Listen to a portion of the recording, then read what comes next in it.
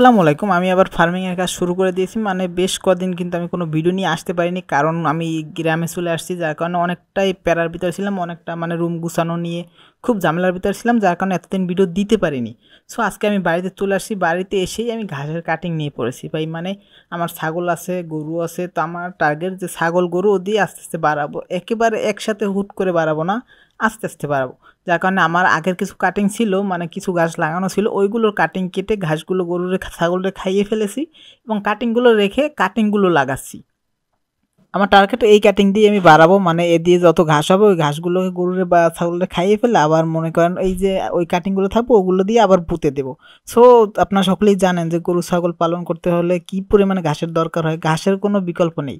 So গরু ছাগল এগুলো পালন করতে হলে ঘাসের কোনো বিকল্প নাই। মানে একটা কথা আছে না যে গরু খায় ঘাস, ছাগল খায় ঘাস, মানে এরকমেরই আপনি যা খাওয়ান, যা কিছুই খাওয়ান না কেন, যত দানাদার খাদ্যই খাওয়ান না কেন, ঘাসের কোনো বিকল্প নেই, ঘাস খাওয়াতে হবে। যার কারণে আমি বাড়িতে এসেই সবার আগে ঘাস লাগানো শুরু করেছি। মানে আমার টার্গেট ছাগলগুলো বাড়াবো, একটি ফার্ম আকার করবো, ছোটোখাটো একটি ফার্মের মতো করব। তাই আমি আগে সবার আগে ঘাস লাগিয়ে নিচ্ছি। আমার যখন ঘাস বাড়বে তখন আস্তে আস্তে ছাগলও বাড়বে। সো মানে আমার ঘাসেরও ঘাটতি হবে না, আমি পর্যাপ্ত ঘাস নিয়েই ছাগল পালন শুরু করতে চাচ্ছি। আর কোয়েল পাখি আমার ডিম জমিয়েছি 60টার মতো, ওগুলো বসিয়ে দেবো ইনকিউবেটরে। এখন আর ডিম ওইভাবে পারতেছে না, ডিম পাড়া কমিয়ে দিয়েছে, যার কারণে কোয়েল পাখির ভিডিওগুলো এখন আসতেছে না, আস্তে আস্তে আসবে।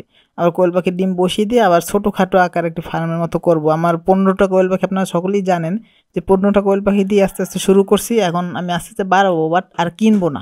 সো সেই লক্ষ্যে আমি আর কিনতেছি না, যে আমার এই যে ডিমগুলো জমিয়ে এ দিয়ে আবার ইনকিউবেটর দিয়ে ফুটিয়ে এই দিয়ে আস্তে আস্তে বাড়াবো, তখন আবার বাড়াবো।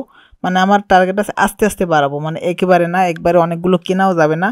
সো আস্তে আস্তে লাভ কিনা কেমন লাভ কীরকম এগুলো বুঝার আছে, আস্তে আস্তে কারণে আমি বাড়াচ্ছি।